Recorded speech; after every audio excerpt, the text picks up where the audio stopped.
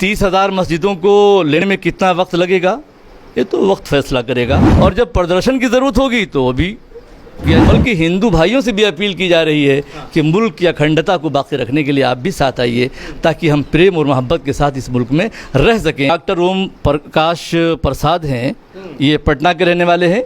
उन्होंने एक किताब लिखी है, इसमें उन्होंने लिखा है कि औरंगज़ेब ने मंदिर नहीं तोड़ा। मंदिर और मस्जिद का जो मुद्दा है ये हमारे हिंदू भाइयों का मुद्दा नहीं है, ये संघ परिवार, आरएसएस और हिंदुत्वा के अलमबरदार, फाशिज़म के अलमबरदारों का ये नारा और उनका ये नज़रिया है। क्योंकि हमारे हिंदू भाइयों को कोई मुद्दा नहीं, तो बहुत भोले भाले हैं हमारे कई हिंदू भाइयों ने, बल्कि विश्वनाथ मंदिर के एक पुजारी हैं, उन्होंने भी इनकार किया है कि वो शिवलिंग है। सारे डॉक्टर्स अलग अलग दवाई क्यों दे रहे हैं? डॉक्टर्स से मेरी मुराद मुस्लिम तंजीमें हैं इमाम साहब, वो सारे डॉक्टर अलग दवाई क्यों दे रहे हैं मरीजों को?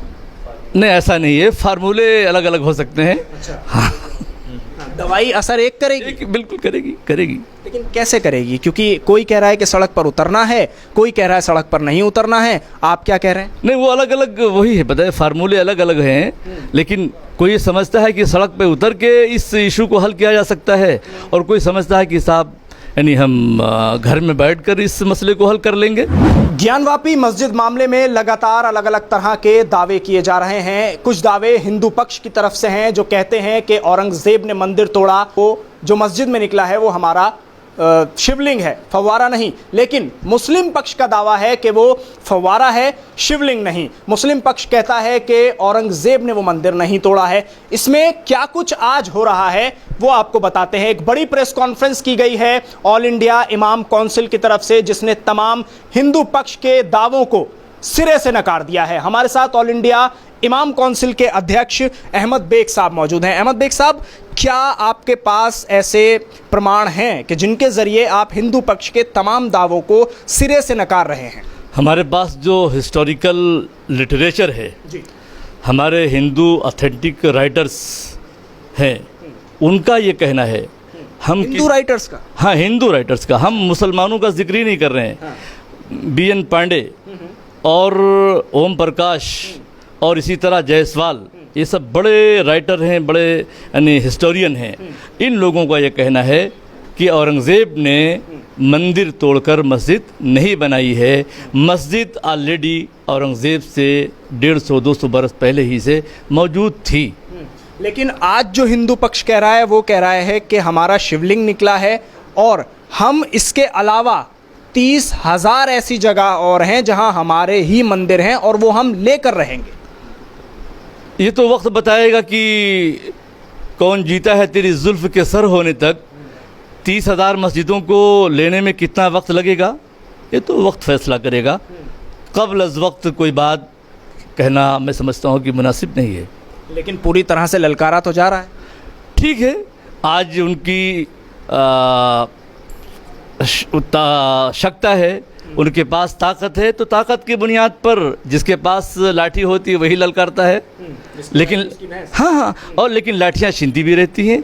आज वो जवान है, कल बूढ़े भी होंगे, तो किसी जवान के हाथ में लाठी आएगी तो फिर वो ललकारेगा।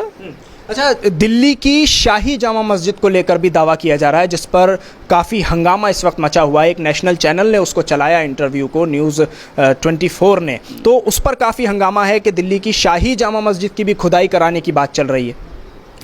शाहजहाँ ने सन 1635 के बाद जब मस्जिद को बनवाना शुरू किया है, मस्जिद और लाल किला दोनों एक ही वक्त में बनने शुरू हुए, और तकरीबन दोनों की तामीर में 14 से 15 साल का अरसा लगा है। शाहजहाँ का जो पीरियड है वो 1627 से 1658 तक है, ये पीरियड है। तो सन 35 में काम शुरू हुआ। उस ज़माने में वहाँ ना कोई आबादी थी और ना वहाँ कुछ था ही नहीं, तो फिर मंदिर होने का और इसका उसका क्या सवाल उठता है, जब कोई ज़मीन पड़ी हुई थी वो खाली। अच्छा, आप ये कहते हैं कि औरंगज़ेब ने मंदिर नहीं तोड़वाया, कौन सी हिस्ट्री है ऐसी आपके पास जिसके बाद आप ये बात कह रहे हैं? कि आपके पास कुछ ऐसा प्रमाण है जो आप दिखा पाएंगे? हाँ, प्रमाण है। हमारे बहुत से हिंदू राइटरों ने बात लिखी है। BN पांडे जी, किताबों के हवाले आपके पास हैं? जी, किताबों के हवाले मैं दिखाऊं किताब आपको? हाँ बिल्कुल, मैं दिखाता हूँ। चलिए किताब देख लेते हैं। इमाम साहब के पास ये किताब है जिसका हवाला ये दे रहे हैं, हिंदू राइटर्स की लिखी हुई किताब बता रहे हैं, जिसको अभी ये हमें दिखा रहे हैं जी। ये किसी हिंदू राइटर की लिखी है? बिल्कुल, ये औरंगज़ेब एक नया ज़ाविया नज़र, डॉक्टर ओम प्रकाश प्रसाद हैं, ये पटना के रहने वाले हैं। उन्होंने ये किताब लिखी है। इसमें उन्होंने लिखा है कि औरंगज़ेब ने मंदिर नहीं तोड़ा। तो ये बड़ा हवाला दे रहे हैं इमाम साहब। इसी तरह दूसरी और किताब है, उसमें भी लिखा है, ये अखिलेश जायसवाल जी हैं, औरंगज़ेब और हिंदुओं के साथ ताल्लुक़ात। इसमें भी लिखा है कि औरंगज़ेब ने मंदिर नहीं तोड़ा। अभी मंदिर और मस्जिद का जो मुद्दा है, ये हमारे हिंदू भाइयों का मुद्दा नहीं है, ये संघ परिवार, आरएसएस और हिंदुत्वा के अलमबरदार, फाशिज़म के अलमबरदारों का ये नारा और उनका ये नज़रिया है। क्योंकि इसी बुनियाद पर वो अपने नज़रिए को, अपनी आइडियोलॉजी को आगे बढ़ा सकते हैं और खाई पैदा करके, खलीज पैदा करके वो अपनी सियासी रोटियां सेक सकते हैं। हमारे हिंदू भाइयों को कोई मुद्दा नहीं हो तो बहुत भोले भाले हैं। हमारे कई हिंदू भाइयों ने, बल्कि विश्वनाथ मंदिर के एक पुजारी हैं, उन्होंने भी इनकार किया है कि वो शिवलिंग है। नहीं, शिवलिंग होने का इनकार किया है। अच्छा। हाँ, वो पुजारी हैं, काशी विश्वनाथ मंदिर के पुजारी हैं, और उन्होंने इनकार किया है कि वो शिवलिंग नहीं है।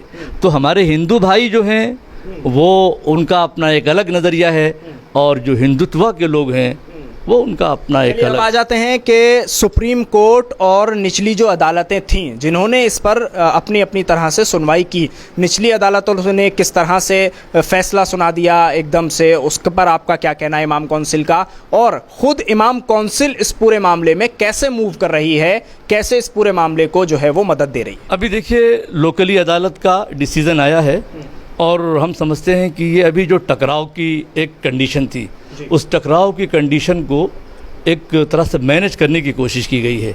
और अभी सुप्रीम कोर्ट में ये मामला है। अब सुप्रीम कोर्ट का क्या फैसला आएगा, फैसला आने के बाद ही ज़ाहिर सी बात है कि जब तक बीमारी ना हो उस वक्त तक इलाज कैसे होगा। जब बीमारी होगी तो फिर इलाज होगा।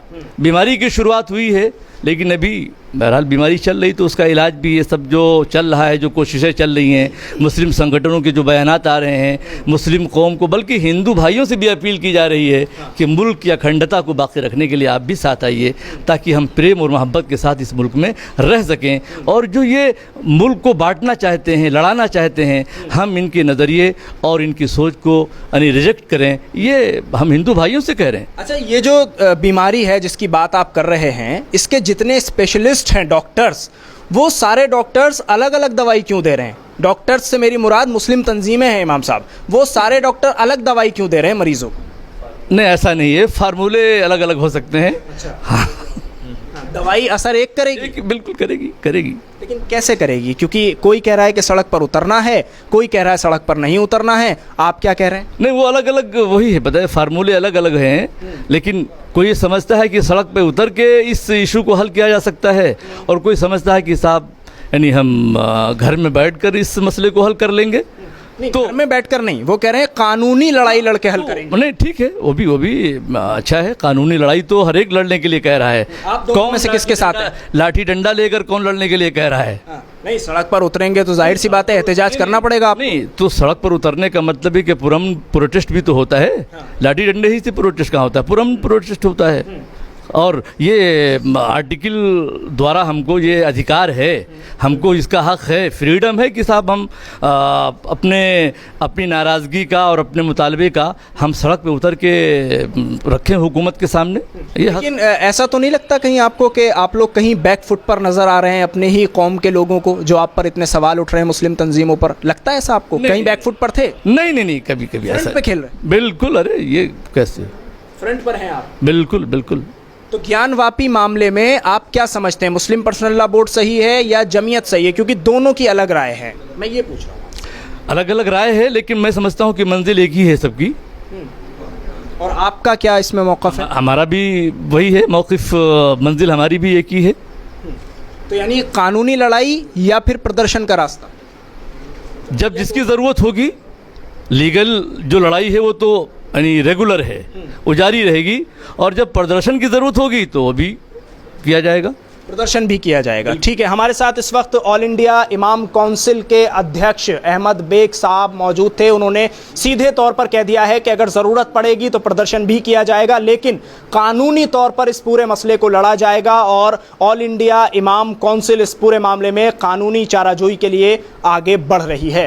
दिल्ली से INN चैनल के लिए साहिल नकवी।